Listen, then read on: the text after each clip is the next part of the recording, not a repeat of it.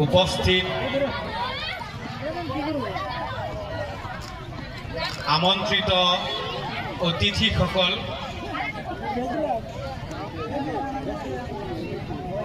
শিল্পী সমাজৰ বিশিষ্ট ব্যক্তিসকল আৰু মোৰ সন্মুখত উপস্থিত শ্ৰদ্ধাৰ ৰাইজ, ইমান ধুনীয়া নৃত্য গুচ্ছ চোৱাৰ পিছত নিশ্চয় কথা শুনাৰ কাৰো মন নাই। আজি যিহেতু প্ৰয়াত শিল্পী জুবিন গাৰ্গৰ 53তম জন্ম দিৱসত আমি তেখেতক বৰ কৰিছোঁ। বৰদৈত শিল্পী সমাজে এইখিনি আয়োজন কৰি আমাৰ এই বৃহত্তৰ কুন্তলী চৰাঞ্চলত অসমৰ বুকুত এক লেখত ল'বলগীয়া ঠাই হিচাপে প্ৰতিপন্ন কৰিবলৈ যি প্ৰয়াস কৰিছে, তাৰ বাবে মই অন্তৰৰ পৰা বৰদৈত শিল্পী সমাজক প্ৰথমে ধন্যবাদ জনাইছোঁ। জুবিন গাৰ্গ এগৰাকী সম্পূৰ্ণ শিল্পী। এই যে আপোনালোকে দেখিলে ইমানবোৰ গীত অকণমান আগত প্ৰদৰ্শন কৰিলে, ইয়াৰ অৰ্থ হৈছে যে জুবিন গাৰ্গে কেনেকৈ অসমৰ বিভিন্ন প্ৰান্তৰ জাতি জনগোষ্ঠীক তেওঁৰ শিল্পী সত্তাৰে একত্ৰিত কৰি এক সমন্বয়ৰ অসম গঢ়াৰ কাৰণে চেষ্টা কৰিছিল। তাৰ এটা প্ৰয়াস, তাৰ এটা দৃষ্টান্ত আমি এইমাত্ৰ দেখিলোঁ। আৰু আজি জুবিন গাৰ্গৰ এই 53তম জন্মদিনত আমি সেই দিশটোৱেই বেছিকৈ উপলব্ধি কৰিবলগীয়া আছে। তৰা আগৰৱাল নামৰ এগৰাকী নেশ্যনেল ৰাইটাৰে ইণ্ডিয়ান এক্সপ্ৰেছত এটি জুবিন গাৰ্গৰ ওপৰত আৰ্টিকল লিখোঁতে মোক ফোন কৰিছে যে আপুনি প্ৰান্তীয় জনগোষ্ঠীৰ এজন যুৱক হিচাপে জুবিন গাৰ্গক কেনেকৈ দেখিছে। সেই আৰ্টিকলটোত মোৰ কোটখিনি আছে। মই কৈছোঁ যে জুবিন গাৰ্গৰ যিখিনি গীত,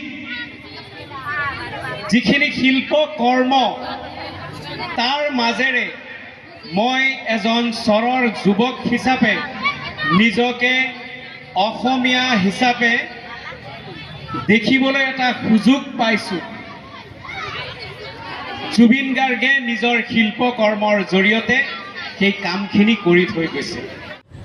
40টা ভাষাত 38,000 গীত ৰচনা কৰি তেওঁ অসমৰ বিভিন্ন জাতি জনগোষ্ঠীক শিল্পী সত্তাৰে একত্ৰিত কৰাৰ প্ৰয়াস কৰি থৈ গৈছে।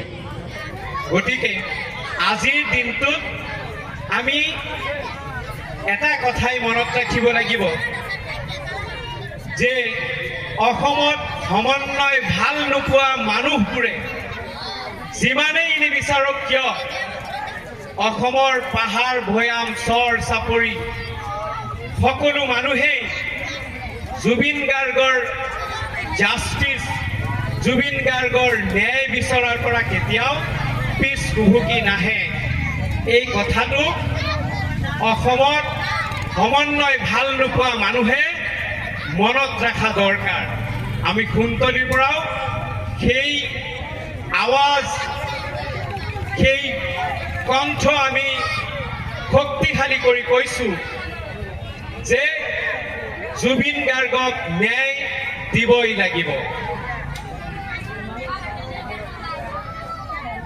তাৰ লগে লগে আমি এই প্ৰান্তীয় জনগোষ্ঠীৰ মানুহ হিচাপে, বৃহত্তৰ কুন্তলীবাসী হিচাপে আমি এই কথাটো মনত ৰাখিব লাগিব যে শিল্পীসকলে নিজৰ শিল্পী সত্তাৰ জৰিয়তে কিদৰে এটা জাতিক গঠন কৰিব পাৰি, এটা শক্তিশালী ৰূপ দিব পাৰি, সেই কথাটো যদি আমাৰ এই অঞ্চলৰ যুৱ সমাজে মনত ৰাখে আৰু এগৰাকী শিল্পীয়ে তেওঁৰ কৰ্মৰ জৰিয়তে কিদৰে আগবাঢ়িলে আমি জাতি সত্তাক শক্তিশালী কৰিব পৰা যায়, সেই দিশটো আমাৰ যুৱকসকলে মনোযোগ দিব বুলি মই আশা কৰিছোঁ। কেৱল জুবিনৰ গীত শুনি থাকিলেই নহ'ব। জুবিন দাই নিজে কৈছে যে মোৰ গীতবোৰ মানুহে এতিয়া শুনিছে কিন্তু বুজি পোৱা নাই, মই গুচি যোৱাৰ পিছত মানুহে বুজি পাব মই কি গীত গাইছোঁ। আজি সঁচাকৈ জুবিন দাৰ অকাল মৃত্যুৰ পাছত আমি যুগে যুগে শুনি অহা গীতবোৰ নতুনকৈ দেখিবলৈ আৰম্ভ কৰিছোঁ, নতুনকৈ উপলব্ধি কৰিবলৈ আৰম্ভ কৰিছোঁ যে এইবোৰ কি গীত আছিল। তেওঁৰ জীৱনকালত আমি সেই গীতবোৰ কিন্তু বুজি পোৱা নাছিলোঁ, সেইবোৰক কেৱল ৰোমেণ্টিক গীত হিচাপেহে আমি দেখিছিলোঁ। কিন্তু এতিয়া দেখিছোঁ তেওঁ কিমান জীৱনমুখী, তেওঁ জাতিটোক কিমান ভাল পায়, এইবোৰ কথা গীতত সন্নিৱিষ্ট কৰিছিল। সেই কথাবোৰ আমাৰ এই অঞ্চলৰ যুৱ প্ৰজন্মই মনত ৰাখিব বুলি অনুৰোধ ৰাখি মই মোৰ চমু বক্তব্য এইখিনিতে সামৰিছোঁ। ধন্যবাদ। জয় জুবিন দা।